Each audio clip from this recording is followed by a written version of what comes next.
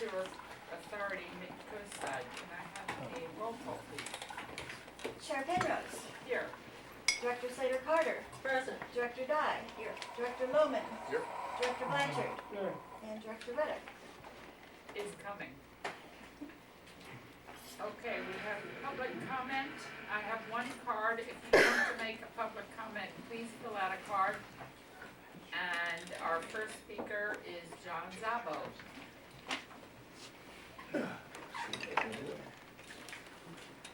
Tonight we're, first thing on the agenda, we're here to talk about Kevin, who's retiring, and I just came up with a little something to say about him. A pioneering Yosemite big wall climber, Kevin did a number of first ascents during the golden age of Yosemite climbing. Kevin was a member of the only American climbing expedition to make a first ascent of one of the world's 148,000 meter peaks in the Hindu Kush. Oh wait, that's not Kevin. That's my old physics teacher from high school. He just passed away 2 weeks ago. Got him mixed up. 40,000. When Kevin, my physics teacher, when he was my teacher, he'd come in, put a little white coat on. We all just thought he was a dork. He'd disappear for a week or two, and it turns out he was out rescuing people, like in mountains. He'd climb up the mountains. He never told us that. He was just a dork physics teacher. Good man, just passed away 2 weeks ago. I knew him till the end. Anyway, Kevin's, I've been here 16 years, and I'll be here 4 days more. And then Kevin was here twice as long as me. When I first got here, when I first met Kevin, I thought he had a very heavy resemblance to, was it Grendel? The axe-wielding dwarf from Lord of the Rings. He looked a lot like him. And I thought, oh, all right, I'm with a movie star now. Cool. Turns out it wasn't him. Kevin, and just like Bob here, Bob Swift, who used to hide the fact that he was a mountain hero, climbing mountains all over the place, teaching mountain climbing. Kevin always hid the fact that he liked this job. He never said it. He'd always act grumpy all the time. But anytime something big popped up and we needed somebody, Kevin was there. It was about the only time we saw him. But he was very good at that. Very good at getting us out of trouble. And it's a pleasure to have known Kevin for all these years. And he's planning on going away to somewhere sometime now that he's retired. And I'm staying here in Half Moon Bay, so if he goes away, we might not ever see each other again. But it was a pleasure knowing Kevin, and he was a very huge asset to Sam. He'll be surely missed. And well, one part I was going to bring up is like Kevin. There was a lot of times there. Kevin, it was him when I first came. There's him and Jim Thrall. They were the mechanics. Before Jim came, Kevin was all by himself for a long time, which means he put in a whole lot of being on the pager, as we call it, or being standby. If I'm on standby tonight, I have my phone with me, and right down to the very end, I'm on standby. But anywho, yeah, if we don't have enough people, we've got to keep being like that. Mechanics got to be on standby half the year, which I guess it's extra money, but it sure puts a damper on any kind of life you have besides Sam.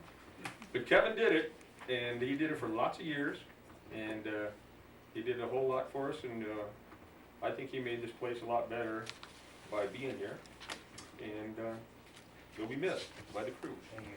Thank you very much. Kevin.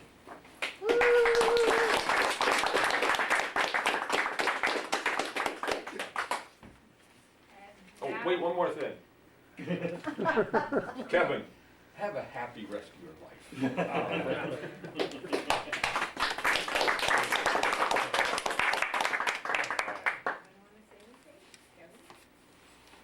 Let's wait just a second. Okay. We have a special order of the day. Yes, Ian? yeah, so we have a resolution commending Kevin Antonelli for his tremendous 30 years of working with Sam. He is an asset to us. We will definitely miss him. And what goes around, if there is any problem anywhere, then we say, WWKD, what will Kevin do? Think about it and say, what would Kevin have done? So we need to do it that way, the way Kevin does. So tremendous experience, and we will miss him, and we wish him all the luck. And I would request if you could read out the resolution. That would be Okay. I will do that. I'm gonna come up here next to Kevin.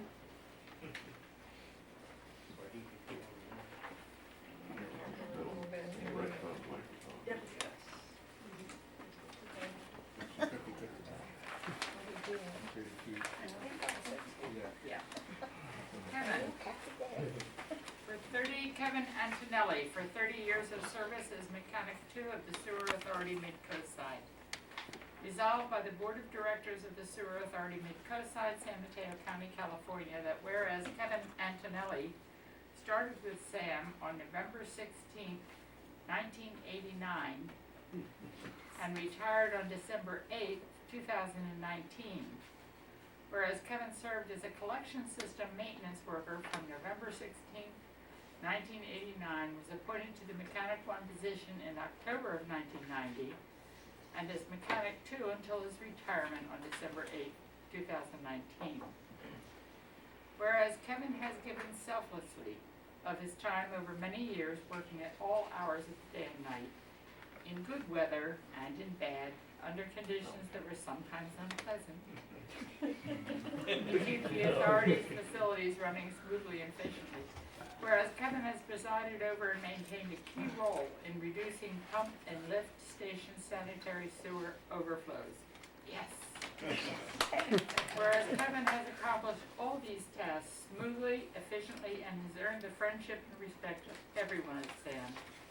Now therefore it is ordered as follows. This board, on behalf of the citizens of the towns of Montara, El Granada, and the city of Half Moon Bay, does hereby commend Kevin Antonelli for his service as Mechanic 2 of the Sewer Authority Midcoast, and by this resolution does hereby express its appreciation for his service to this authority, the board, and the community.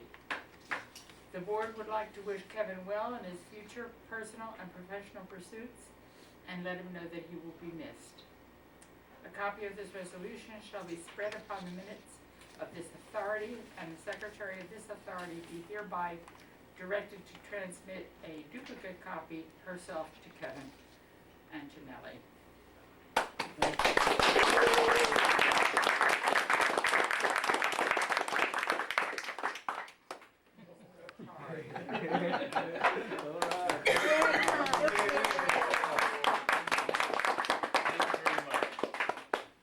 My pleasure working here. We've made some good friends, and I've definitely enjoyed working with them all. We've worked hard together, and like you said, some really terrible conditions. All I can say is listen to these guys. They know what we need out there, and if you do anything, it's Princeton. That's always been my biggest concern, is Princeton Pump Station, and it was never actually fixed while I was here, so please, before you guys are on Channel 7 or whatever, fix that station, and listen to these guys. Kishan knows what we need. These guys know what we need. So, listen to them, and thank you very much. Thank you, Kevin.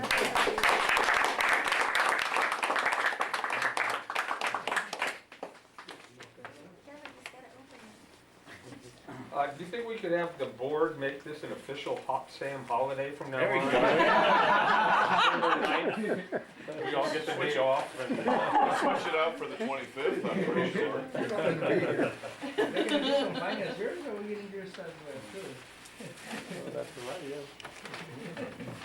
Well, I'd like to say something. Kevin and the rest of the crew and management and consultants, thank you very much for all you've done, particularly during these difficult times with the power outages. And you guys are the ones who keep our ocean clean. You keep our streets clean. You help keep our neighborhoods clean. You are the primary environmental defense workers on the coast side. I think that everyone on the coast, without knowing you personally, appreciates all the work that you do, and they don't know the hours that you put in, and the trouble that you go to put it in either. But, it is appreciated, and, I believe every board member here does what we can to spread the news of your good works, because it really does make a difference to, the quality of life for each and every one of us and every visitor who comes here. So thank you very much. Thank you. Thank you.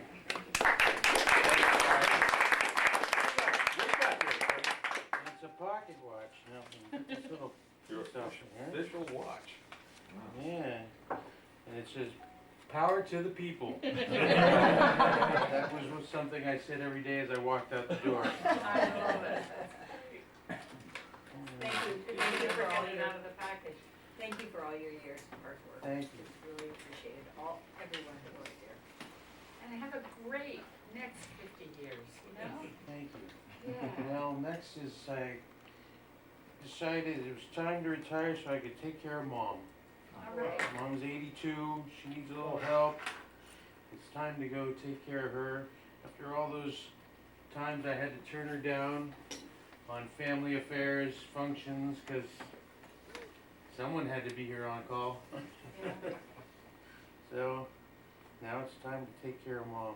That's That's it. And Mom, and as a mother, I can tell you how deeply your mother appreciates that. Yes, Thank you. she does. And Right. I think the community should appreciate how many of you spend extra time and are here. when I there's a don't think they're problem. aware of I don't it. think they realize They it, are not aware that of you it. all come and spend. It's a thankless job. Well, we're saying But, thank you you know, tonight. it has to One be done. small thing to do. I have one story, and it always bothered me when it happened. But I was driving down the coast highway in my truck, and we put these signs on that says sewer authority and all that, and I was dead set against that. Because no one knew who we were back when, we just went and did the job. Well, I pull up to the stoplight, and this lady, I'm sitting there, and I'm listening to music, just on my way to the job, and this lady, she looks at me, and she reads the door, and she gets this look on her face. Ew. It's like, wow. But that's part of it, you know? I know, but People I- don't realize what it takes. I think one of the things this board really wants to do is start a PR campaign so that we can explain to the public the service they're getting. Yeah. You know, because they don't understand, a lot of them don't even know what SAM is. Nope. So And a we're lot gonna of be them starting still that. won't wanna know. All they know is they flush their toilet, it goes away, you know? Right, Unfortunately, there's more to it than that. yeah. Okay, well, thank you. Thank you.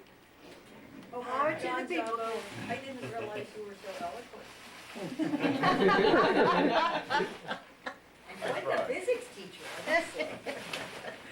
We are going to be convening in closed session, but prior to that, we will be having item 5A. Approve the acting general manager to support and fund National Stewardship Action Council towards clean environment.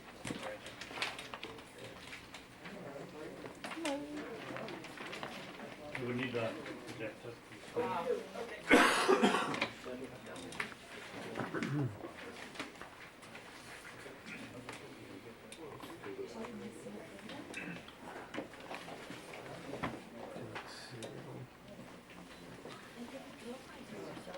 All I heard about was other things. Oh, I can be nice. I can be nice when I want to. You can sit here. I know that. No, I wouldn't know that. Oh, you go back to her head. Okay. I'm fine either way. Wow, sure, I know it's What good do word. I And just you can come over sit. to- Sure, I can always sit, I can back another chair and sit, whatever you You want. sure? Sure. Okay. There's another chair. Oh, I guess what else is Establish who she is anyway. Then you don't need Yeah, to we, keep her. there's no, it said something, they went to go off on this island, just said it's gonna be 2 others, I think that was Joe. Great, so should we wait for other people to get back? No, let's just move Go it. ahead. Okay, thank you. Switch over lights, please. Okay, well, thank you very much for having me. Now they turn the lights down? It's very dark all of a sudden. Okay, my name is Heidi Sanborn. I'm the Executive Director of the National Stewardship Action Council. We are a nonprofit that advocates for a circular economy, and I'm here tonight to request your membership in our organization because we're working on some things very near and dear to sanitation agencies, one of them being unflushable wipes. Yes. So, yes, exactly. I move to approve. Great, maybe I should have upped the amount. No, I'm Same you guys. Who we are is a 501c4 nonprofit, and we're affiliated with the organization I was the founding director of, the California Product Stewardship Council, which is now 12 years old and has had amazing success at driving what we call producer responsibility. So producers of products are responsible for them at end of life. Our vision at the national is to make our economy circular so that everything has a place at end of life, and there's nothing that's a quote-unquote waste. Our mission is to collaborate with the public and private sectors to advance extended producer responsibility and a circular economy, and this is our board having one of our first strategic planning sessions. Our board members are from all over the country, male, female. We've got Patty Garbarino, the treasurer from Rent Sanitary Service, Tim Gonchroff is vice president from the county of Santa Cruz, David's up in Washington, LA, Texas, Colorado, and all different kinds of companies and governments. And we have to start thinking differently. As you know, the true definition of madness is repeating the same thing over and over and hoping for a different result. So what we do is something different that's very effective and that works to drive a circular economy. We work with manufacturers to get to the source of waste and work with others to get circular systems designed so that everything has a home at end of life. And we like to keep the jobs in the state, wherever we pass bills. So in California, we passed the carpet bill. We now have a new carpet recycling facility in Sacramento employing 50 people. And circular systems, a lot of people don't know what that means. It means that we're designing waste and pollution out of the system. We're keeping products and materials in use, and we're actually going back and regenerating the natural systems we've broken down. One of the projects we've worked on that your county might be familiar with is the Refuel Your Fun and Save campaign, which promotes the new reusable 1-pound propane gas cylinders. Many people use them in your camping stoves. These are now refillable. What's that? Never seen Yeah, isn't this neat? It's now for 12 years, or they can be used for 10 years, over and over, and they're hot rolled steel that actually contain only a quarter's worth of gas. It's a very energy intensive and poor design of a package. We have Secretary Laird there at the bottom. He did a commercial for us in English and Spanish with the Boy Scouts and Girl Scouts and Brownies. We have all kinds of buyback events, and even in this county you can see all the locations that sell and refill. I would like to bring it out to the coast further out here, so if you have any suggestions on how to do that, let's talk. But that's one of the campaigns that we do. We've also worked statewide on Don't Rush to Flush, Meds in the Bin, We All Win. In fact, this picture is one of our law enforcement officers in Sacramento with the bin, but we put over 40 bins in San Mateo County with a grant from the water district, was it Santa Clara Valley Water District?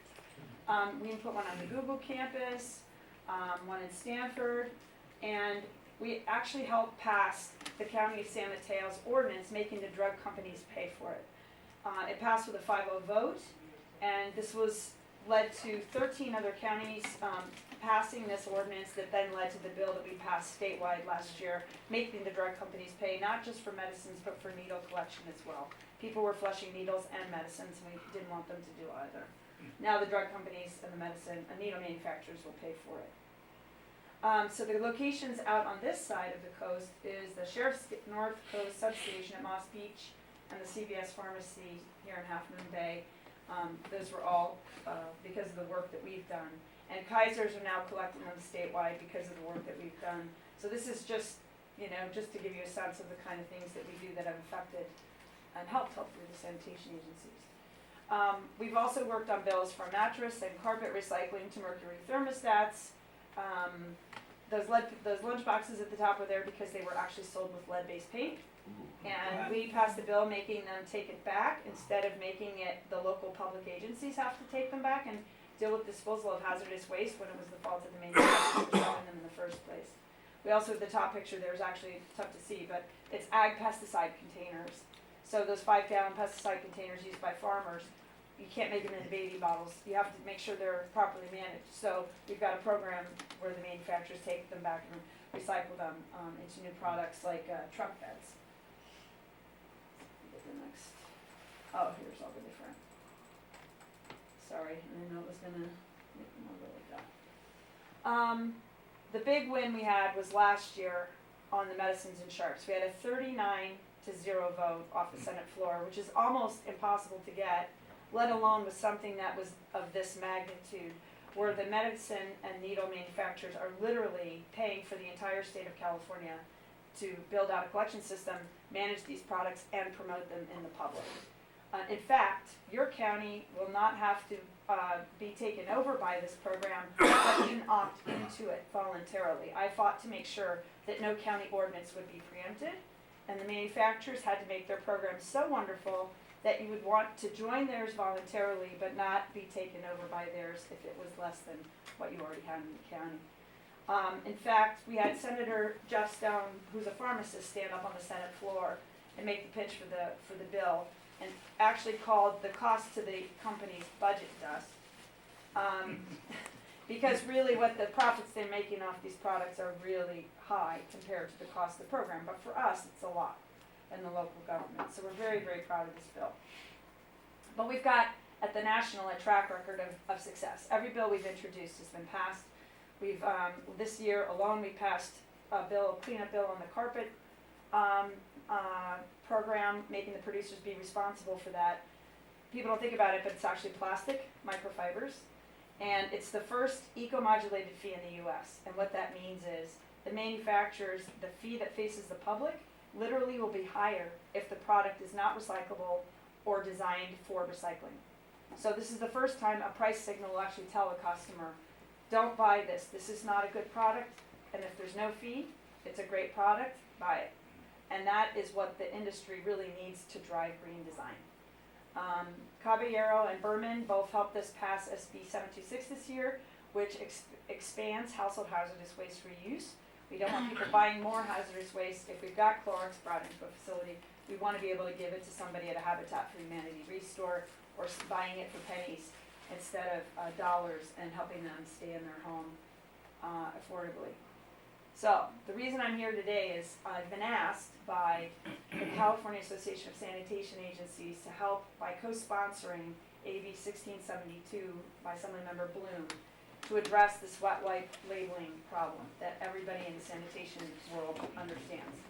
I can't do it without funding. It's anytime we take on a bill, I consider it $100,000 in order, it's just out of the gate if I'm the sole sponsor. If we're co-sponsoring, it's about $50,000. But it just depends. We have to work together. There's public education, there's technical assistance, there's lobbying, there's a lot to do, rallying, just to make sure the cities know and get their letters of support in, and their lobbyists working on it. So this is the letter from CASA. They just sent it to us in November. And they basically said, we need to elevate and effectuate legislative action, and due to the National Stewardship Action Council's unique and credible voice on consumer product issues and protection issues, and in recognition of our shared interest in protecting the environment and harmful products, they've asked us to co-sponsor. We're happy to do it, but I told them I needed to get some funding from the sanitation agencies, so they gave us this letter and asked us to go out and explain this to everybody, and that's why I'm here. But we also do things like, we've got a tobacco bill, the biggest one in the nation, first in the world, that's already in the second house, that's gonna ban the sale of cigarettes with plastic filters. Those filters are everywhere, and those microplastics are getting into everything, and including our food and water. So that's a huge bill that's up, and also that bill is for the first time addressing e-cigarettes, which are starting fires, have nicotine, batteries, and are electronic. And we've got Juul actually working with us, saying they're gonna support the bill, and they're okay designing all their electronics products to be reusable only and to have a take-back program that they pay for. So these are the kinds of things, we don't take on the little fights, we take on the big ones, but we also win, and we also are great partners, and the industry knows that. So they're coming to us, in fact, Altria, who makes Marlboro, came to us this week, and we're gonna have a meeting. So we're excited about that. So other legislation we're working on and efforts include producer responsibility for packaging. Of course, packaging goes down the storm drain, huge issue, plastics. So I'm working on that with them. It's gonna be reintroduced in it's already there, but they're gonna actually try to pass it in January. I'm working with the governor's office on that and Cal Recycle. I'm also working with Representative Lowenthal, who's originally from Long Beach, so I've known him for years, and Senator Udall are doing a national bill on producer responsibility for packaging. This is going to be the first time in the nation we've had this level of interest. They're introducing it in January. We've been commenting on it and working with them, and that's coming. We are also working nationally with the National Association of Clean Water Agencies, NACWA, on ending the medication flush list. The federal government is still telling people to flush controlled medicines. Yeah. They believe that it's worthwhile because they're more worried about the addiction than they are about water quality. I've said all along, you don't have to poison all of us in order to save a few, and the truth is that if people really want to get a hold of something, chances are pretty good they're gonna get it, unfortunately. We don't wanna make it easy, which is why we've done medicine bins and why we've done our best to work with people to not give out so many medications. But this flush list, we think, is really contradictory to what the water districts and the sanitation agencies are saying, and it's not right to intentionally flush any medication down the, especially when it's unadulterated and it hasn't been processed by the body. It's highly bioreactive. So, this is a happy picture of us celebrating when we got our 39-0 vote off the Senate floor, knowing our governor was gonna sign the bill. And it turns out Melissa Immel at the top left is now working in the governor's office. She was my lobbying assistant. Jason on the back right is still my lobbyist. He's amazing. And the gentleman in the front was working at the time for Boeing, who is now also in the office of the governor. So we kind of have a really good connection with the governor's office, which helps us get good bills signed. And why I'm actually going to work to make the bill on flushable wipes even stronger than just the labeling bill. And I can get the industry to come to the table, because, like Kimberly Clark, because they all know if we are in it, we're in it to win it, and we also have very high contacts, and chances are good we're going to get the bill. So all we were asking, and I just want to thank your staff, because when I called him, it was a totally cold call, and he was very receptive and invited me to speak here today. But all we were asking for was just $1,000. I mean, if you want to give us more, of course, we're always happy to take it and need it. But we just want to include you and get more of the sanitation agencies to understand what we're doing. This isn't easy. Kimberly Clark is a big company. They do not want this bill to pass. They're having private meetings right now trying to figure out how to stop getting flushable wipes from being called a single-use plastic in the packaging bill. So if we can do this here in California, where we have 13% of the market for the whole country, I can then, as a national group, now take the show on the road and work with the other states that I know very well and get them to pass similar bills, which then really does change the entire industry. They can't get away from it. So we would we've got a website, we've got quarterly newsletters, we've got a whole listserv just on flushable wipes, on the medications, anything you're interested in. You get access to all of that just from that one donation every year. Oops, let me see here. So again, the devil's in the details of the bills and how we operate and how we campaign. We're very good at this, and we're pleased to work with you on solving this flushable wipe problem for good, along with medications and everything else we've worked on. So I'm happy to take any questions. I move that we approve the, Wait, I have a question. number two. Christian, how much do you have flushable wipes? How much would you say the cost has been to our facility of managing flushable wipes? Can you just pull a number out of the air? Oh, it's difficult to quantify. I mean- Tim? Tim? No.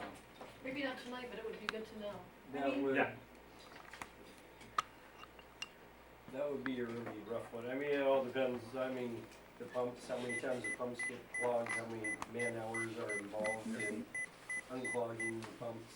Would you say it's thousands of dollars? I would Oh, yeah. easily say it's thousands of hours, yeah, so probably thousands of dollars. Many thousands of dollars. Probably, yeah. Annually, yes, per year, Many thousands of per dollars. year, definitely. And that number, even if it's a guesstimate, that you say is an estimate, it's still very helpful to have in a letter from the agency saying when we need support letters. Our estimate, our best estimate is that it's costing us between X and X for a year to clean up the mess because of this product has caused. That kind of dollar amount, when I can add it up over the state and show the legislators the dollar amount, it sets off alarm bells that something's gotta change. And that's when I can also get the Association of Counties, the League of Cities, and Regional Council of Rural Counties to help lobby the bill. I mean, didn't we have to buy an additional piece of equipment to deal with some of this material? Yeah, we bought The the, grinder, the. Yeah, we bought chopper pumps, we bought D-raggers, we installed a couple of things where, Derailleur, with the D-ragger, yes. yeah, And that's not entirely, but largely due to flushable wipes. Not entirely, but, a lot of it gets into rags and, yep. so I totally support this. Me too. I'd like to move to start at least $2,000 instead of the $1,000 Whoa, sure. requested. I'm for that. I'll We second get our that. letters out. Thank Okay. you. We need it. I suggest you also ask Montero Water and Sanitary and Granada Communities, Community Services District, and it's also a sanitary. Wonderful. And, The city as well. a problem that Granada would probably deal with is, because it is parks also, is people putting these things hither and yon when they're sort of done with them, with their babies and so on. So I think that I know that Montero would support this, and I'm willing to bet, to use a phrase of my father, dollars to donuts, or donuts for $1, that Granada would too. And the other people to go to, frankly, is the California Special District Association. That's a good point, yeah. And many counties have their own, so you could bring it to the San Mateo County Special District Association. We have our because chapter that meets every 3 months. it's not just sanitary and sewer districts that deal with it. These single-use things, and goodness knows I wouldn't want them to be used multiple times, that would be a whole other problem. But the pushing the plastic down through the sewer system is, and other places that it goes. I think that, I would suggest, in addition to the labeling, that you add a fee to go to sewer plants. to That's actually cover what I talked to Casa about. the cost. Because I think the cost should not be getting borne by the ratepayers at the back end who weren't even told these were plastic. That's their responsibility. Exactly. Well, because they all say flushable, and the other issue, the other group you might want to talk to is the septic system folks. Because if these go into septic systems, the county health departments, for instance, would probably, the counties would probably support this just on that public health issue alone. Because they go into a septic system and then they clog up and create many small spills. I wonder, that's a good point. I wonder if the septic cleanout crews could speak to the problems that they're seeing. from They these. might be able to.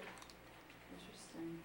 Well, and if there's any warm leads, because it always helps to have somebody, to just make an email connection with me to these people, I'm happy to follow up. So all your suggestions are wonderful. I thank you very much Well, for there's them. 2 members from Granada Community Services here. I'm the president of Montero Water and Sanitary, and my fellow board member is over there, so Wonderful. you can tell both general managers that it's been requested. And you can tell the city manager that 2 of the city council folks have requested it. Wonderful, and I'm happy to come to presentations to the other groups as well, if that would be helpful. The main thing is that we get it done this year. It was, kind of on a slow burn last year, and I really feel like now with us coming in, if we get everybody's support, we can really get it done and make the bill even stronger. And I've always wanted to see the fees covered by the companies who make the product, so. And Thank you very much. I've got your card, and I will put you in touch with a person from Recology. Actually, they're on our California board. Eric Patashner is actually a good friend of mine, Okay, and Mike Sandracamo, so. because they haven't been real friendly about microfiber and clothing recycling. Cal Recycle just had a whole workshop on microfibers and textiles last week, and we were speakers, and I think they're coming around. I think because it's the 4th largest material category now that's still being disposed is textiles. Yep. Can you pass around your card? So that we Oh, have it? please, of course, yeah.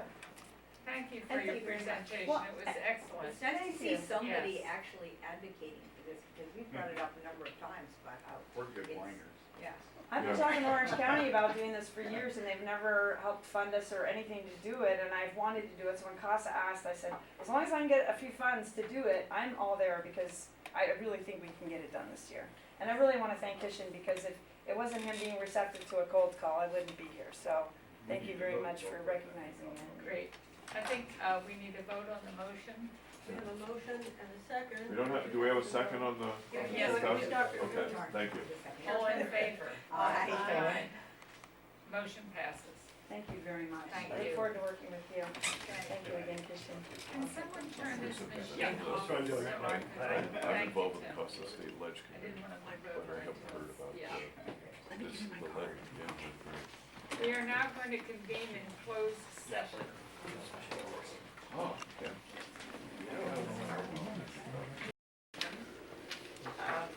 The consent agenda, does anybody want to pull anything from that?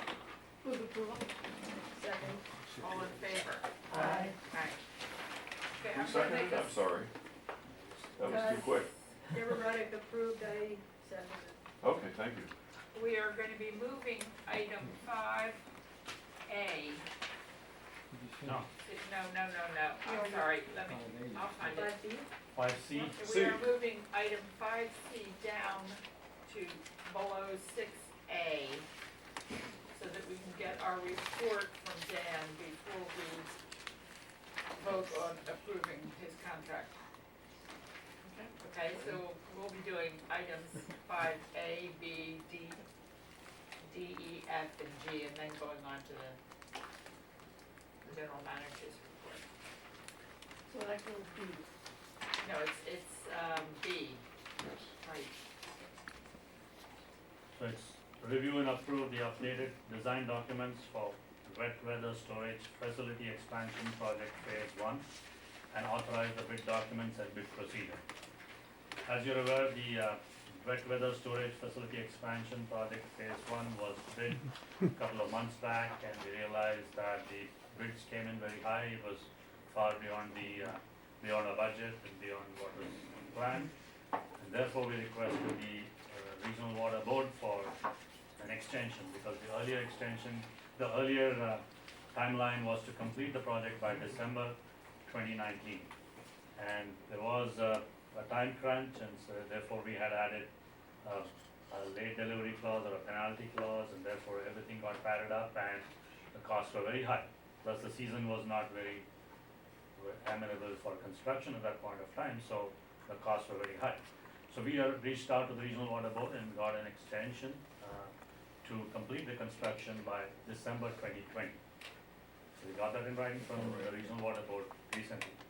So we would like to go out for a bid again, and then this would be, this would give the contractors enough time for completing the project, because that's why we said we'd like to go out and advertise in the month of December and get the bids due in January, so that we have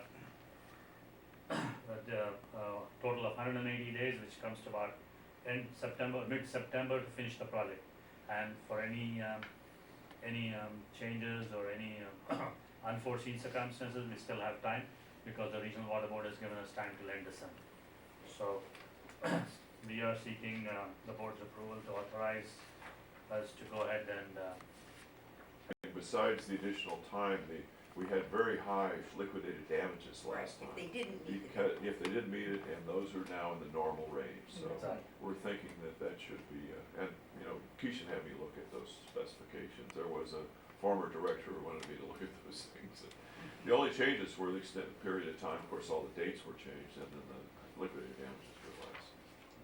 So, Well, we'd like to get it done. There was a former director and Renata had a problem and justifiably so, on the seed cover, Yeah. the replanting Yes. schedule. Is that going to be handled, and so when do you expect this project to be ending?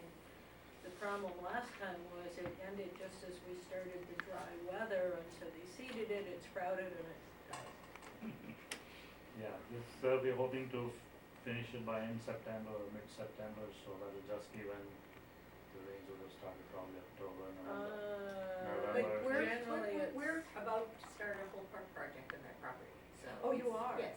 Oh, yes. so things have changed. Everything's quite different from what it was back then. Fabulous. Because, I am interested in what kind of, and I've looked at it, the surface treatment afterwards seems okay, and, will be. Good.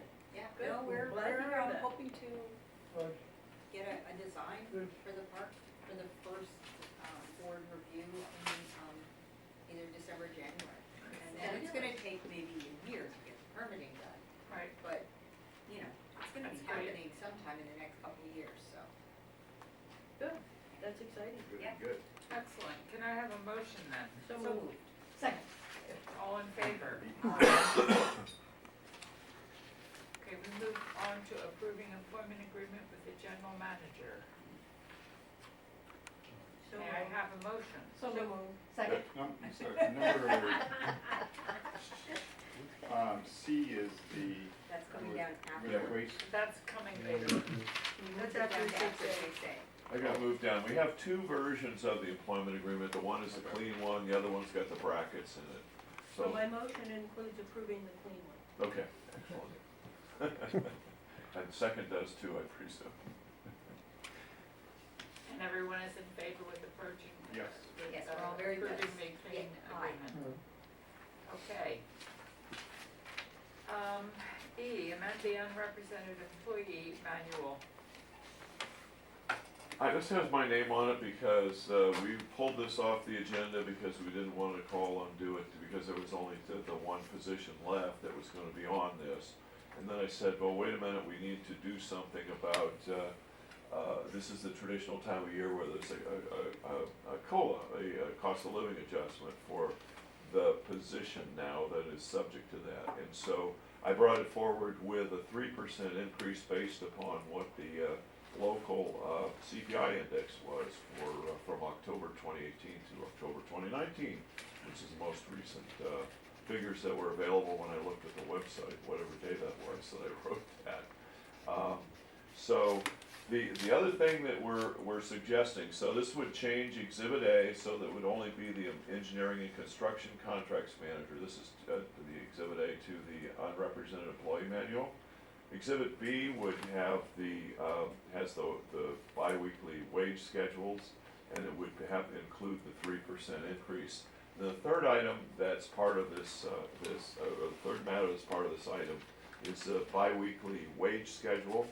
We've had traditionally done those in 3 parts, well, sort of 2.5 parts, because there was the employees who are under the collective bargaining agreement, they have a COLA that adjusts on July 1st. The unrepresented employees had one that adjusts on January 1st, and then there was the general manager. And when Chris Boucher, we were going back and forth about what we should do about this, I said, the general manager is not on the most 2 recent wage schedules, what's up with that? And so he went to the website and found one that had the general manager's wage schedule on there, but no, everyone else's was wrong. So we figured, why don't we just do one that has the correct numbers, it's all in one place, we can say, here you go, PERS, here we are, it's right here in this one, and we'll just do it twice a year. And, more if there's a step increase or something, but just twice a year ordinarily. So that's what, that's why we have the bi-weekly wage scale. It's a good practice to have it all in one, because then it's all there, What a concept. so. Excellent. Can And I since have we had that confusion, I thought it was good to, yeah, sorry. Explain it, no, thank you. Yeah. All in favor? Aye. And we move on to amending the contract with Carl. And I will, before I step out, I will say, I want to say a couple of things. I was planning on winding down at the end of this year, sort of reducing my schedule, and that's why I was not inclined to increase and have the contract go through the fiscal year, which would be a normal practice. Because nobody else in my office has been inclined to come out here and work with you folks, so. Keisha had asked me if we could extend this 4 years into the fiscal year. I mean, I'm 4 months. 4 months into the fiscal year. It wouldn't make sense to be 4 years into a fiscal year. What I'd like to just propose for your consideration is it would be a 3 month plus if somebody, then I would be happy to have a transitional month with new council. So that would be part of how I would want to approach a 4 month. Having said that, I will now leave the room, because I'm obviously interested in this contract. Okay, thank you. I do. I think that transition month is critical. Yes. He I thinks think a the month is enough time, I'm not. Yeah. I think the continuity is really important for him to continue with us. Yes, so we propose to come out with an RFP for legal services. We've already discussed it with emergency managers, and all of them are willing to help us out, reach out to more people who would be interested in it. So I plan to bring the RFP to the board on January 13th, the first meeting in January. And then once the board okays it, then we'll send it out, and that'll give us enough time so that February we hunt around for the law firm, bring it to the board in February itself, and the month of March we should be able to have the new firm as well as Carl, so that we can do a transition properly. That's proposed. So for Carl to be able to provide his services for the next few months, January to April, because his previous contract gets over by December 31st, 2019. So I propose that we increase the authorized amount by 60,000, although we may not use up the entire amount, but just to play it safe, I've taken a 4 months extension for about 60,000. I want to say just one thing. I'm not certain that we need to have council at every board meeting. I would be happy to entertain having telephone conferences with council as needed, and maybe have council here every other meeting or every once a quarter. I'm not sure how everybody else feels about that. Okay. We can add that comment in the RFP, as well as taking more comments. The trouble is, it's hard to predict. Maybe too. once a month. How you know. much does it cost to have council here for one meeting?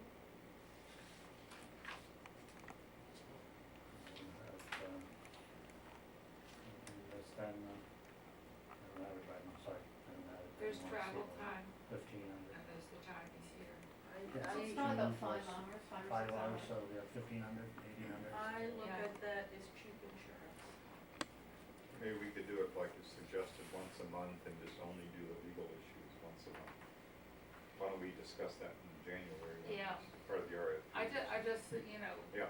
want to put it in as a possibility the in the option. RFP. Or maybe just give general direction to Carl that, to exercise some, judicious approach to meeting attendance. To say, do I need to be there for this? Are there things that could wait till the next meeting? Would a call suffice on the 1 or 2 items? So maybe just give him direction to try to be more cost effective about his meeting attendance. It would be nice if we're at a time when we don't have like Right. 2 employee suits going Right, simultaneously. right, Yeah. If right. things calm down, then I can see that. Yeah. It's also one of my issues, but while we're involved in all the suits. No, I agree, and I I'm, think it's fine. I'm only saying as, when we write up this RFP, having the expectations of a potential firm not be that they're gonna be here Every no matter what, Necessary, every meeting, that there are other ways that we would like to see it conducted, and certainly when we need them, they need to be here. You could confer with Keisha, you know, what do you think when you Yep. for this meeting? And Keisha may, you know, consult with the chair, but not necessarily put anything in the contract, but just direct the general manager to manage it. Great, We can possibly start with college cells and next year, January, February, we'll see how it goes and, Yeah. yeah. right. Okay, may I have a motion on that, please? Move to amend pursuant to the staff recommendation. Second? All in favor? Aye. Okay, we're updating on the Jester cleaning project. Yeah, the digester cleaning project, what's it called? Where's that? I don't see it. It's G. G, Aye. 21 line. Oh, so it's not an attached. No. And fine. So we're discussing the 6G update on digester cleaning project. Oh, okay. So, we do not have a confirmed date as of now, but there's no change since what I reported last meeting. Tentatively planned for January, February, we're going ahead with the contract, insurances, bonds, and getting ourselves ready for the cleaning. So, And how are things working in the meantime? we are fighting it every day, but we are surviving. I would say it is essential. It is extremely important. It is urgent, but we do not have people who can do it immediately. So the reason why that can't be done immediately is because the vendors just cannot They're provide. busy elsewhere doing the similar type of cleaning. It's winter. Yeah, I know, I just wanted, you know, for the record, to Mhm. just make it clear that Yep. you're trying to get it done as soon as you can. Yes, we have emphasized the importance to the vendor, to the contractor, and told them if there are any cancellations anywhere, then we are willing to do it. Yes, sir. And is the current situation puts an additional load on the staff here, correct? Yes, absolutely. A lot more of extra time and work and Stress. stress and difficulty? Yes. I just wanna recognize that. It could be anywhere from, anywhere from, probably at least 3, sometimes 4 days a week of probably, 4 to 8 man hours. Wow. Wow. Every time we have to deal with it. Mhm. And with our short staff, 4 to 8 man Oh, hours that's out not of good. one day, that's a lot. Yep. Well, thank you for. Well, thank you hoping. for managing Yeah. it. I hope it happens soon. Yes, we're working on that. And there's nothing we can do to help. Yeah, I think you've given us the approval to go ahead, and it's now, we have to pursue it to see how quickly we can do it. Thank you. Okay, we move on to general manager's report. Yeah, I have the report from wastewater management specialist on organizational improvements, our routine report which we provide on flows, which is normally done in the second meeting of the month, and so we'll take it up in January, but right now we have only the report from wastewater management specialist, Dan Chai will be over to that. We're gonna project again. Yes. Is that okay? We're gonna project again. That was just some sunglasses. Yeah, right. Tim, should I do both? For this. Actually, I just can't, it sends me in pain for weeks. Okay, how do I get out of it? No, I'll do that. So, I need your password unless you wanna share. No way to look for it. No way to look for it. You gotta get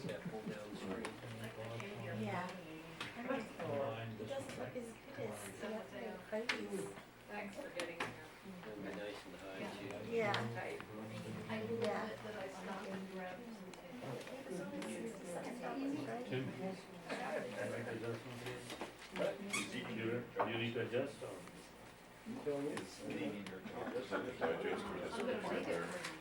No, that's clarifying. Clarifying. Thank goodness.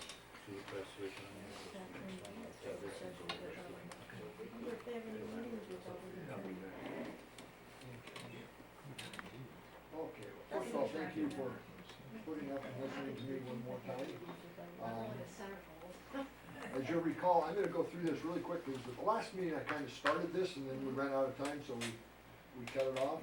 I actually have two presentations. The first one talks about my scope of work and where we're going with that and actually leads into the actual agenda item of approving my contract. The second one is, the results of our evaluation that we've done on the capital improvement program and what needs to be done here at the treatment plant solely. So I'll go through those both really quick. Right button here.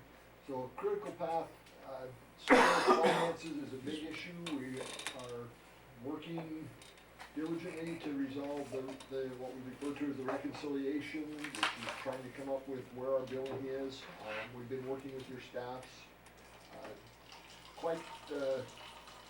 It's been very rewarding in the cooperation between the staffs at this point. Everybody is working together to try and figure out exactly what's going on with those numbers. And I know our plan is at the finance committee meeting on I think it's the 19th. We're hoping to have a good report of where everything is on that at this time, or at that time.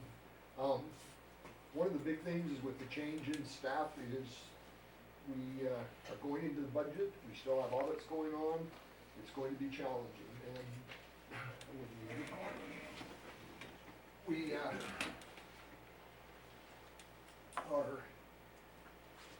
going to be working really hard to make sure that we stay on schedule with budgets, that the audits keep moving forward, and also I've been working with with Susie and George and the county and making sure they get training on the Tyler's issues they're working on putting together their desired training packages and where we're gonna go with that.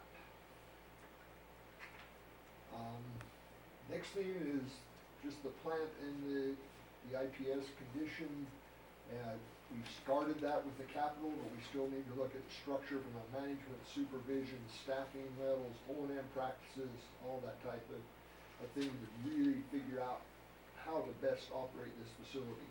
I've just being here the last couple of months, I've picked up a whole bunch of inside information, so to speak. I think I'm getting a pretty good handle on how things work now, who the strong people are, where we can improve, where our weaknesses are, and things we need to change. Odor and corrosion control, we just received a report from a sub-consultant of mine that is very proficient at corrosion and odor control. He came up with some suggestions for a change in chemical. More than likely, it's gonna take about a $20,000 capital investment to make that happen. So it will save about $10,000 a year in chemical costs. So 2 years it pays for itself, and then after that we're making money. So, and get better treatment and not dealing with a hazardous material. What he's recommending is a non-hazardous material. So moving along those lines. Obviously, I continue to support no longer the acting GM, the general manager. Congratulations, Kishan. And working to continue to build the trust with our member agencies and you as a board, doing policy updates, and just keep moving along on improving the operation of the facility. The collection system's a little bit different situation. That's a contract service that we do for all three of your agencies. We met with the member agency managers 2 weeks ago now? Yeah. Just before Thanksgiving. That's what it is. And had a really good discussion with them about things that they need us as SAM to do to improve our services, some of the contractual needs they wanna see, trying to get a standard boilerplate contract in place that we can then add a scope of work to that meets each individual entity's needs for the service, that have a standard contract that is consistent. And obviously, we need to, from a budget standpoint, we need to prepare budgets for all those as we're going along as well. And finally, process control management plans.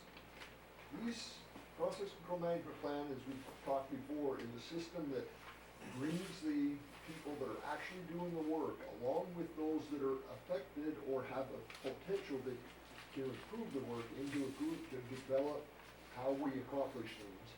The strong point about it is the people doing the work are developing this so that they take ownership of what they're doing. And they are all doing it in the same method, all the same way. One of the biggest problems you have in any treatment plant I've been in is Keishan sharpens his pencil one way, I don't like the way he did it, so I do it slightly different. Tim comes along, he does it slightly different. Well, treatment plants are a biological process. It's kind of like if you ate something that didn't set with you all the time. It just doesn't like that. They like consistency, so it's important to get that done. And from that, you also develop these standard operating procedures that allow new people that come into the facility to grab a piece of paper that tells them exactly how they need to do anything that has to be done in the facility. So again, everybody's doing it the same. In the finance administration side, it's not quite the same. You use the same principle, but you develop the standard operating procedures to tell them. So if you get somebody that's new to do accounting, they can come in, read a standard operating procedure that tells them how to get into the Tyler system, what they need to do. So it's all spelled out and defined. That's a long process. It takes about 18 months to really start from scratch, develop the basis for the process control management plan, and then move into the SOPs so that everybody is on the same page, that it works extremely well to fine tune operations. SOP, Standard operating procedure. thank you. Deliverables, and that's here tonight. Basically, these were our goals to try and have tonight. We did have this first meeting for the reconciliation, working on the Tyler training needs and getting the schedule together.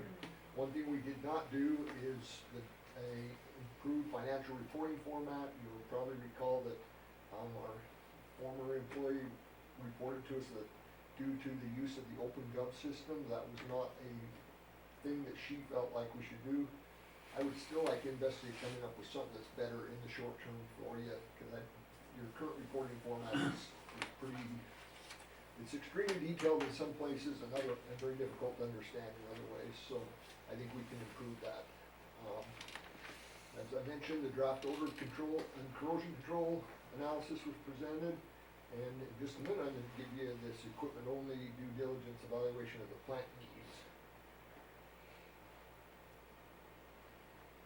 So what I did is I've broken this into 3 stages. The first stage is between now and the end of this fiscal year. What I'd like to see us do is finalize the reconciliation on these member agency billings, finalize the 17-18 audit, initiate the 18-19 audit, develop and revise SOPs for 3 finance functions, and present a preliminary plant and IPS action plan that addresses staffing structure, management, the capital, which we're doing tonight, and O&M practices as a preliminary report. So that would be by the end of this coming 6 months, or 7 months, I guess.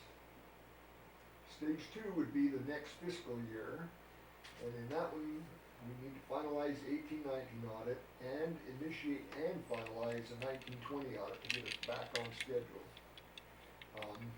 Develop and revise more SOPs for all the finance department functions.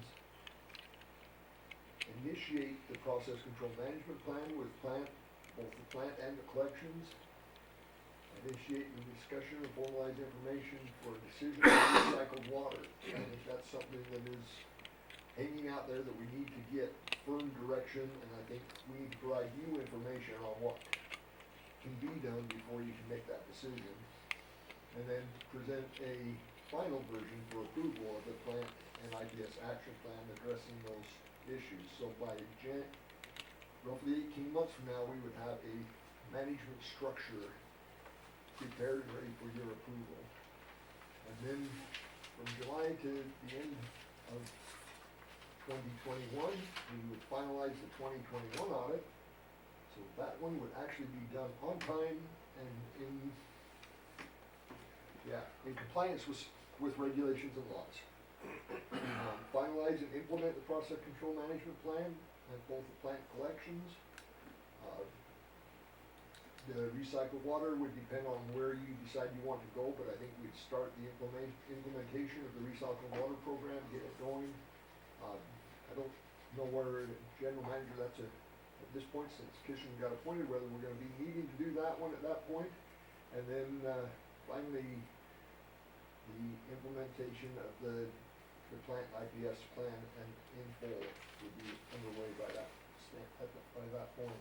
So basically, by the end of December of 2021, if we move forward with this program, we would have a total system cultural adjustment in this facility where people would be working with the IPP, or the PCMP, the process control management plans. We would have SOPs, standard operating procedures in place for the finance and HR groups. We would have a structure in place for staff management. We'd have a capital program that is functioning, and O&M practices would be defined. So then I looked at how many hours we would need to do for each one. This is an estimate for the first phase, which is December 1 through June 30, about 600 hours in the finance department, 300 hours in the plant O&M optimization, and the CIP, recycled water, really doesn't come into play yet on this one, and then the management support, including the succession planning, and if chosen, JPA assistance on there. Succession planning, as you've discovered today, we have people that are retiring, and losing that institutional knowledge is a shame.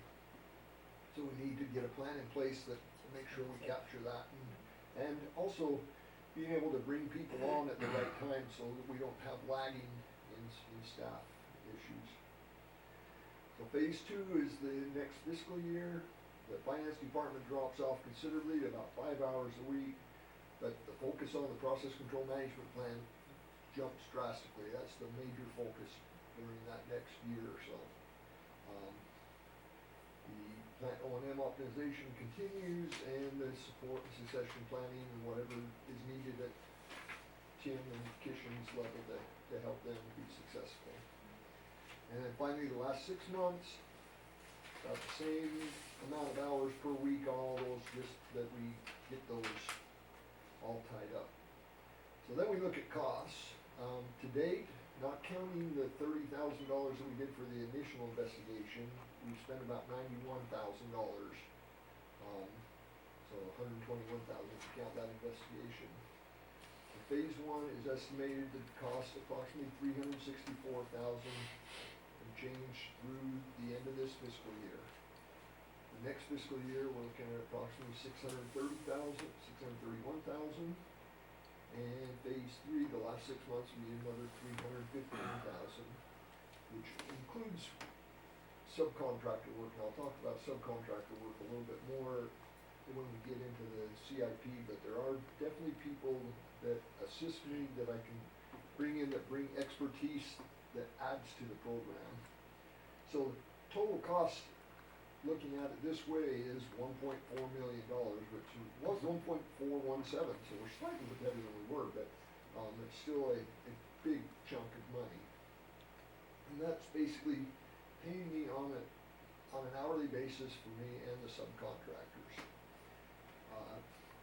The member agencies got together, or the member agency managers got together and made a recommendation that for now through the end of 2020, they proposed that my budget, and this is what's in your agenda packet for approval, is 1 year at $390,000, which is considerably less than what I had proposed. It's about 1,500 hours worth of work, so 30 hours a week rather than 40. What I've been told is they felt like they didn't want me to look at the financial side of things much, they wanted me to look more at the waste specific, the plant type of thing, the O&M, the CIP, management support, process control, and recycled water. Advantages of this, the cost and scope are limited, and it will be somewhat easy to evaluate what's going on for next year for renewal. One disadvantage is they did not include any funding at all for sub-consultants in that work. We're spending money without a commitment to finishing the long-term programs, which, in my mind, I definitely do not want to waste your money. I think I can provide benefit to you doing this, but it's going to limit the ability to complete the program by the end of the next fiscal, by the end of 2021. Just, I don't have enough time to be able to be fully involved in it. Obviously, so I guess that's why I just said on that last disadvantage. So, one of the issues I face is I have contracts that have what I've always been told is called a most favored nation clause in it. Basically what it says is, if I give somebody else a better price per hour than what I'm giving them, I have to match that price. I have clients that have contracts with that clause in it, and that's why I charge you what I do. On an hourly basis, it's an issue. So I've been trying to figure out a way to give you a better deal. And what I came up with was if we could do a lump sum, so it's not based on hours, it's based on a project. And by doing that, I can reduce my overall costs down to 1.153 instead of the 1.310. So it saves almost $160,000. And that price includes having money for the subs. But the difference would be, it would be payable in a lump sum of $40,000 per month plus the sub-consultant's actual costs up to the maximum contract amount. So the advantages of that one is cost and scope are complete and defined. You will receive all the deliverables without risk of any cost overruns. That price will be fixed for the product. Sub-consultants in there, the Sam is committing to finish the long-term programs, which in my mind is a big issue, because I think if you really want to change the way Sam operates, it's going to take that commitment to do it. Disadvantage is you need to commit to the full program cost at this point. You wouldn't be able to take a lower one, and there is some risk that if I don't perform, you're paying for something that you're not getting, but you can always cancel a contract for non-performance. So I think that one's a minor risk. So basically, when it comes time to approve this item, the three options in my mind are to continue as we've been doing on a month-to-month hourly basis, go with the member agency recommendation of the $390 for the next year, or move forward with the full cost and do a lump sum contract for the $1.153 million. That's the report on that side. Any questions before I move on, or? I have a question. We have to decide this tonight. Because I feel as if it's complicated, there's a lot of moving parts here. I'm looking at some of the things in the reports that were in the agenda package, and I'm a little bit confused about the timing. This monthly progress report starts out by saying the activities in November will focus on finances, which, it's already December. I looked through all the materials, and it just seems as if there's a lot of different recommendations, and it's a lot of money. Is there a time, do we have to make a decision tonight? I'm prepared to make a decision on the staff recommended budget of $300,000 Through June. No, it's a 1 year. I think we're talking about 13 months. December 31st, 2020. Right. Yeah, so, we have a new general manager coming on, and hopefully we'll have some financial consulting in place. But I think we need some continuity to assist Keisha in this interregnum. And I want to keep it going. I don't want to wait until January to start, to try to. Well, there's still funding in the existing but I agree with you that, you know, I Yeah, take your point. I think if we stuck to the staff recommendation approach, not so much finance, but plant and plant processes and that sort of thing, I think that's a good start. You know, I'm coming out of a period of anxiety given the spills and everything that's been going on for the last 2 or 3 years. I don't feel comfortable biting off that big a contract right now. So I feel confident that you're here and working and we have Keishan, but I'd like to try a year and work on the toughest things that we have and see how we are as we approach the end of 2020. And But just we not don't have a there. contract to look at, right? We just have this scope of work. Yeah, well, per the staff recommendation, yeah, there might be something that has to come back, but I want us to make a decision tonight, so that we're, My concern Keeping is things. about, not addressing the financial issues. The financial issues are the biggest problem, in my opinion. but I don't know if Dan's, Dan's resources is the best for solving those. I think Dan can certainly, having years of management experience, help. But we need somebody like Hossein or whoever it is that we end up with, helping with the budget to help steer us in the right Well, direction, I think. But what I heard was you would not be working on the financial issues. And I see you nodding, so that leaves us with somebody we don't know. And I believe that, and is your friend Hussein a sewer guy? It's not my problem. No, he's a finance guy. Okay, there are certain specifics to, what's going on, and I think the finances have been a consuming issue Yeah. for a very long time, and I would like to see them ironed out as soon as possible. I just One don't of- think, using Dan's resources there as opposed to having managed plans and process, that's where his value, most of his value added is, as far as I think if you're looking at, a toolbox, for instance, if you don't look at at having a complete toolbox, you end up only doing a partial job. And so, I think finances are a part, planning the finances and all of that is a major part of fixing all of the problems that are within this plant. Had we, I won't go there.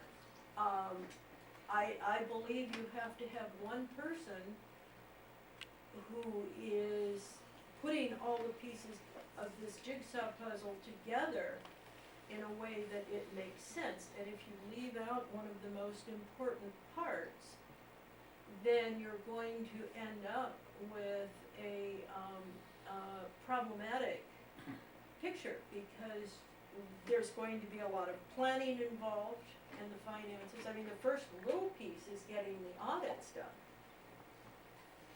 We've had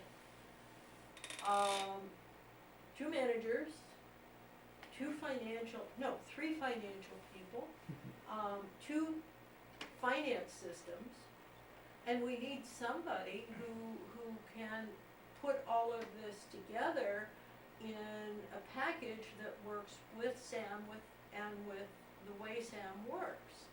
So I see that saying, oh, it's finances. Finances are the heart of any system, of any operation. I'm not disputing that. What I'm saying is, Dan is an outstanding resource. I'm glad he's on board. I just don't see his value added to us as necessarily finance. I think he can contribute to the discussion, and I want him to, because he has that bird's eye view. But the problem we have right now is that we have a system that's been described in a couple of different locations is at the end of its useful life. Yes. And we've got financial issues. and we've got organizational issues, and we have JPA issues, so, I don't want him down to the weeds on the finances. I don't want think him his plan was to be big down to picture. the weeds in the finances. And I would suggest that we ask for an amendment on this agreement, then that he takes an oversight and coordination point of view on the finances, so that we have somebody with a larger overview of what's going on. Can I, yes, Like Director? a gentleman, can we do a quick review? Kishan is going out with an RFP for financial consulting. I don't want two groups doing financial consulting.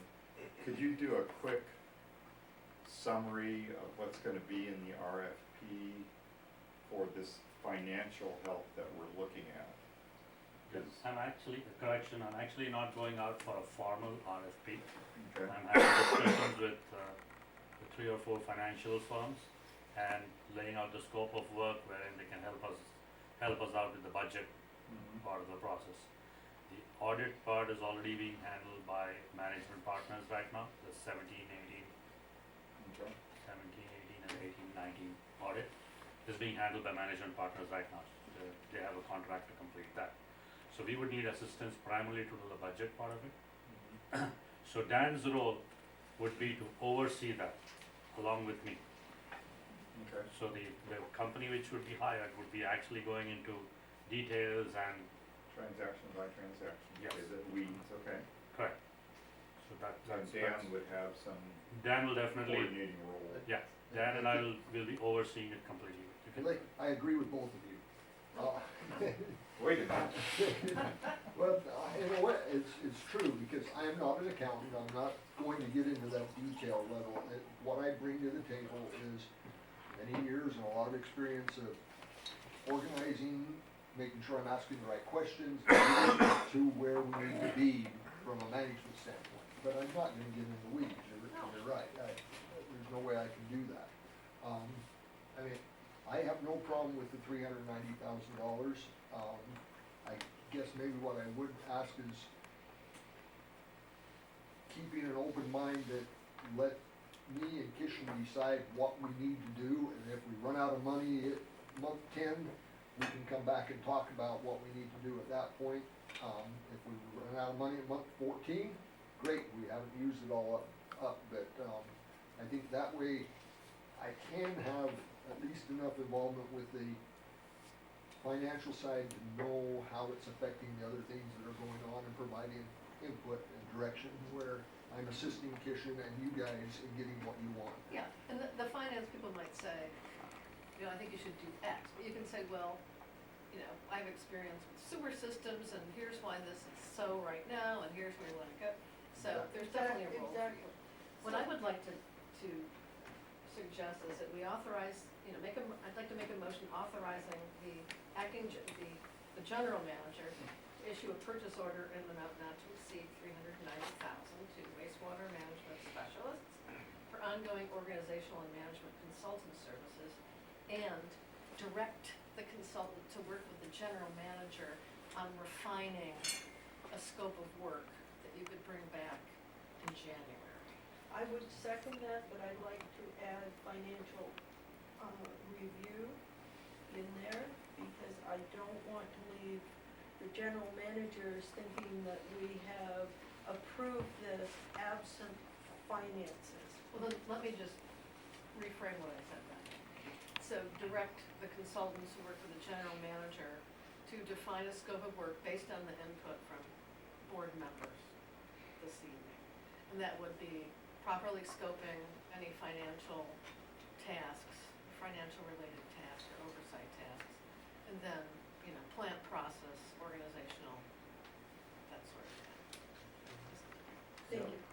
I agree What with we, that. what we have in front of us is a document that has, scope of work.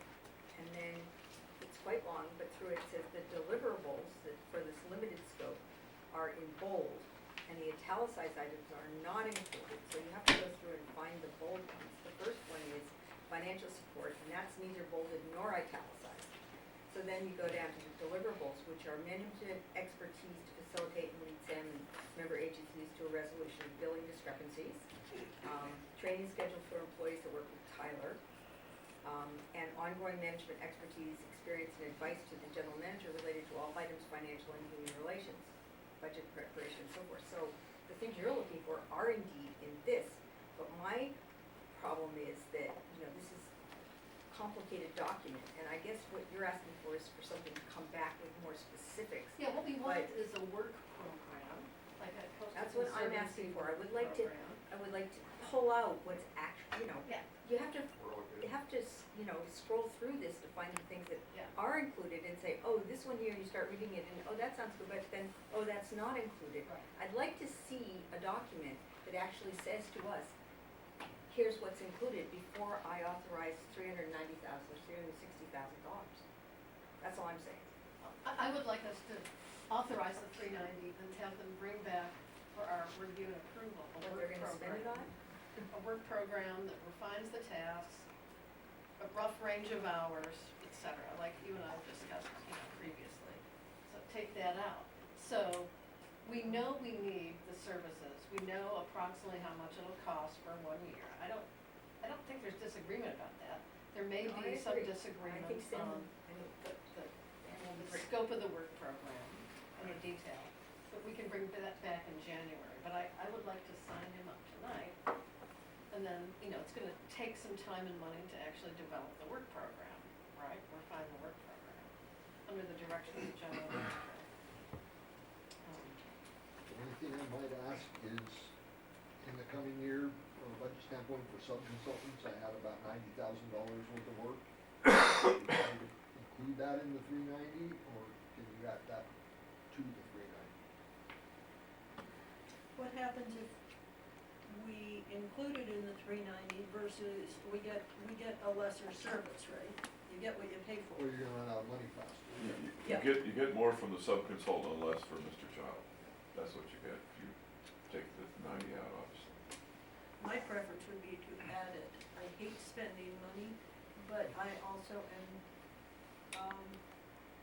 and have been for a long time, very concerned about Sam, and, I think one of Dan's strengths and one of the things we're paying him for is the people he knows. So what would these consultants be doing in this year one? Well, the big one is really the CIP, is the evaluation, two parts. Evaluation of capital, which they, when we get into the next phase here, we're gonna get into that, but basically it's a person that is extremely good, I worked with for the last 25 years, that walks into treatment plants and has an incredible ability to see things that need to be updated, fixed, and made it, not necessarily, and the thing I love about him is he doesn't have expensive stuff on it. When he sees things, he's looking for the least expensive way to make a plan effective. Okay. Well, I would He's ask really good. Keishan whether he's comfortable with that, whether that would be useful to you. Yeah, I have a suggestion. How about we agree that the 390,000 does not include the consultants, and the general manager that I could directly contract with the sub-consultants. If there are a number of sub-consultants, Sam could directly contract with sub-consultants and see how we can break it up into different types of work depending on the priority. You mean under pull your it out. delegated authorities? Yeah, and it'll be within my authority. You pull it out from your contract. I mean, just a suggestion. I can work So with that- that, I mean, So that we can I get the have a best lot of both. coordination effort to do with them that Yeah, I understand, but I don't. you would not be utilizing the entire amount of. Another way to think about it is if the board was inclined to and like the $390,000 figure, but wanted to see more in terms of what the sub-consultants were doing, maybe as the work progresses, there could be come in with an agenda item With an to, add-on? for some of the sub-consultant work. That'd be the other way to address it. Or you could look specifically at that, because right now it's kind of generic. We have a scope of work that doesn't include that. We've got, Mr. Child's got ideas as to what the sub-consultants would do, but they really aren't to the point where you could say this is the Yeah. scope of work. That's a third way of dealing with Yeah, it. that's precisely what I'm saying. So Yeah. if it is within my authority, I do that. Otherwise, bring it to the board and then we get it approved. Right. I think that makes more sense. I think that works. That works. Let me get the both, best of both, So, let's include that in the motion then. Carl, did Amendment you- accepted. And it's in the minutes. Do we need to restate? We'll get it back. Do we need to restate? Well, there's a lot of moving parts. So we have a 390,000. We have coming back with a scope of work that. With the work program. With a work program in lieu of the scope of work that will be more detailed. And we have an expectation that if sub-consultant work needs to be done, either the general manager will handle it through his authority, or something will be brought back to the board to have the board authorize additional funds for sub-consulting or these consultants. So move. Second. All in favor? Aye. Can I'm gonna vote no. Can I say something? I am Sure. completely in favor of having Dan do more work. I'm completely in favor of using his expertise to make things work better. I am not in favor of essentially saying, yes, we agree to spend $390,000 without a scope of work. I mean, we have a document tonight that like jumps around and it's not all there together. We don't have a copy of the contract. We don't know, you know. I will happily vote in favor of it when it comes back. And since you're all in favor of going forward with it the way it is, but I'm not in favor of proceeding, essentially saying, yes, we'll spend $390,000 and at our next meeting, tell us what we're gonna get for it. So at our next meeting, we're going to be seeing the contract, which we will approve, right? And the scope of work, which we So will. the contract will come after the scope The of other work. option is, No, we're together. actually out of money right now, Oh, yes. so, I mean, the other option would be to give me another, month's worth of, Well, this is to issue a purchase order. yeah. That's different from a contract. I'd like to agree with Barbara, I just feel it's a little strange, and I'm supporting Dan. I'm and supporting you advising too. I think you do a great job. I just don't, I just I think for don't the support it in public this and form. everything, it would look better if we say, here's the work and approve it. I don't But- think, give him some money for a month, Sure, if that's I'll required to authorize get more us to money. January and see a real. I agree with you that it's not necessarily the best format in here, but it is in here. He has spelled out generally what he would be working on. And I Except that I we're totally hearing agree that different those are things. needed items. This is not consistent with what we just heard, some of the things. I mean, if you look at what we got in our agenda, you know, as I said, the things that we are getting are in bold, the things we're not getting are in italics, and it's just, you know, jumps all over the place. You see It is a little different, it was prepared in anticipation of doing the whole thing, and then, I know, I man, I found understand out that, this, and I so understand that there's apologize for reasons, that, but I also feel like it's a lot of money, and I just wanna be sure what I'm voting on, so. For any other purchase order, for any other contractor, we wouldn't say, we're authorizing, $5 million for the wet weather project. Bring us the scope next month. Okay, so I think We we've had just a don't, vote. we just don't do Yeah, I that think here, you and I'd be, voted, so. Yeah. You voted. I believe we have a 6-2 vote, is what I Yeah. believe we have. Okay. Okay, I have a question. Keishan, you are now our general manager. Who's gonna be our engineer?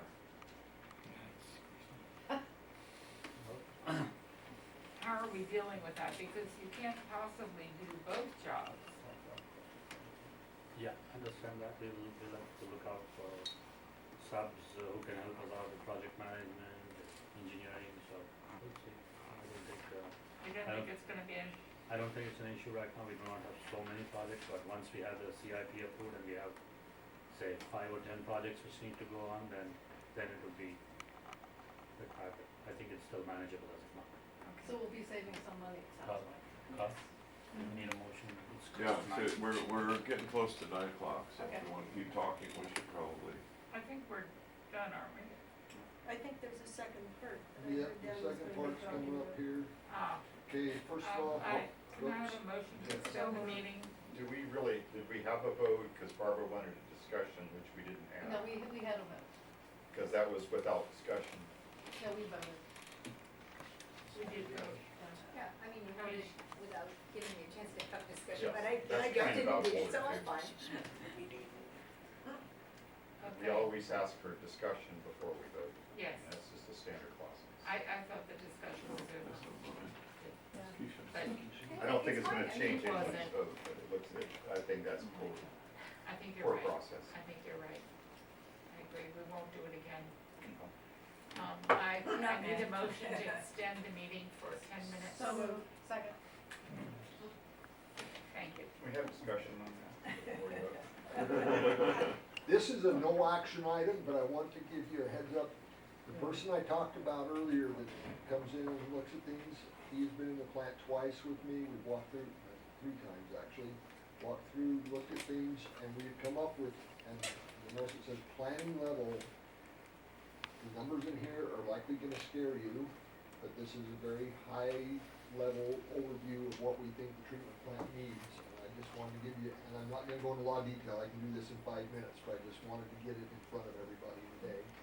So basically, it is planning level, it's looking at what is needed to meet the needs of the treatment plant for 20 years to have a safe, compliant operation.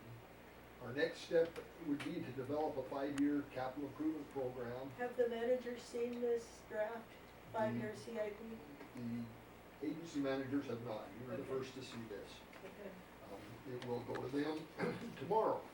The second issue, or a 5-year, but then a 10-year capital improvement outlook. So you always have a 10-year picture out there, but you're committing to a 5-year program once we get going down the road.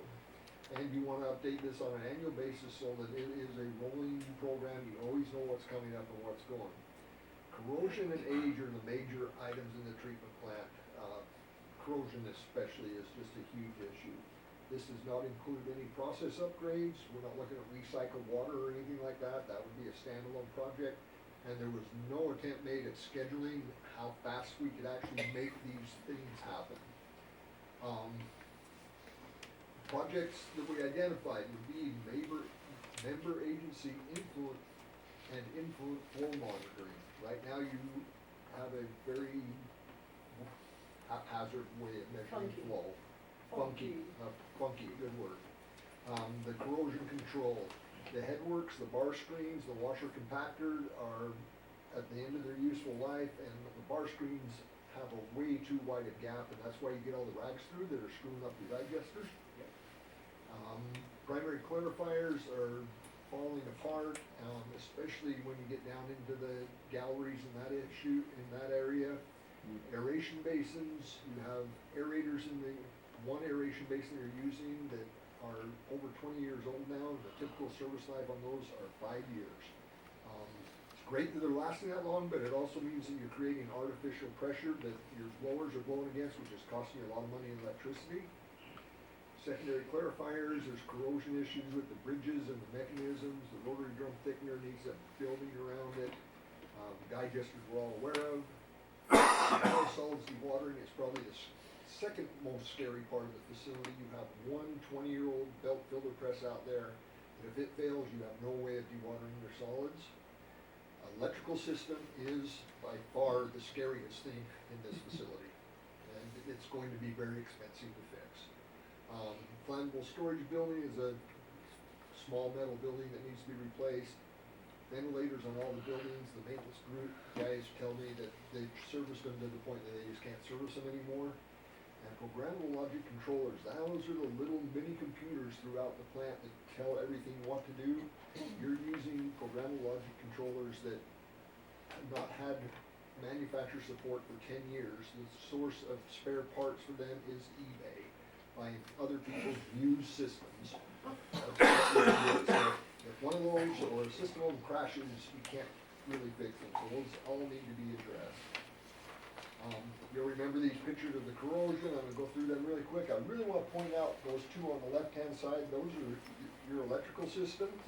Talked to the electrician this morning, the one there, the second one in from the left. He says anytime it rains, he can go down there and there's literally a waterfall coming out of that box. Ooh. What could possibly go wrong? What could possibly go wrong? We're lucky we've had 30-year employees Yes.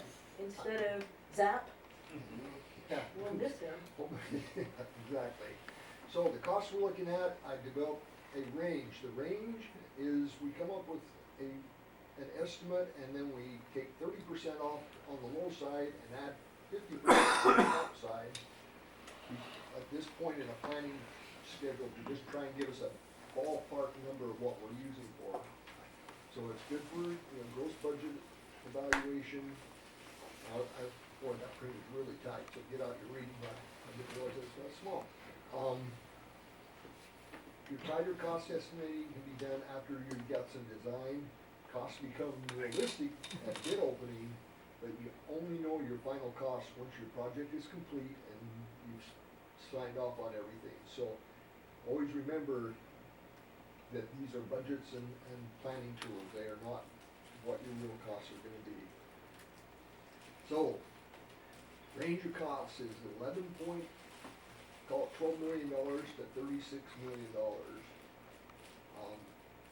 I always recommend that you put a 25% contingency on this. If you ever remodeled anything, you always find things you weren't expecting. And in treatment plants, it's always expensive. They will be out there. If you put that 25% on, all of a sudden you're looking at a $15 to $45 million level. If I was telling you a number today, I'd say you should budget approximately $40 million. And that doesn't include permits. Now, this is project complete. This is looking at, Contingency should pick that yeah, up. this is looking at engineering, design, Project permits, Soft project costs. management. And that's over Yeah. 5 years. That's over 5 years minimum. So we're looking at $8 million a year to roughly, And this is the treatment plant only. Has nothing to do with IPS.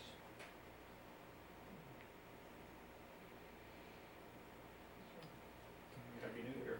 Yeah. Yeah. Go back, you were Yeah, not surprised. Now you can ask questions. oh, I'm sorry. All right, no. I know you're on limited time, I just wanted to get that to you, that those are the kind of numbers that initially, there's gonna be a lot of refining. There are ways to reduce it, but it's putting Band-Aids on problems rather than fixing the problem. So it's just all gonna be, over the next several months, we'll be talking a lot more about how to approach this and what makes the most sense. We're going to be putting this on the December 19 agenda for MWSD. I would like your presentation and any additional documentation so I can give it to my board. I have been accused by someone in our public of hiding information. So I want to be able to show where this comes from. You know, I think that would be very useful. I'll double check, you're gonna be seeing Clemens tomorrow, so double check with him. But I think it would help sink in the enormity of these bills. Okay.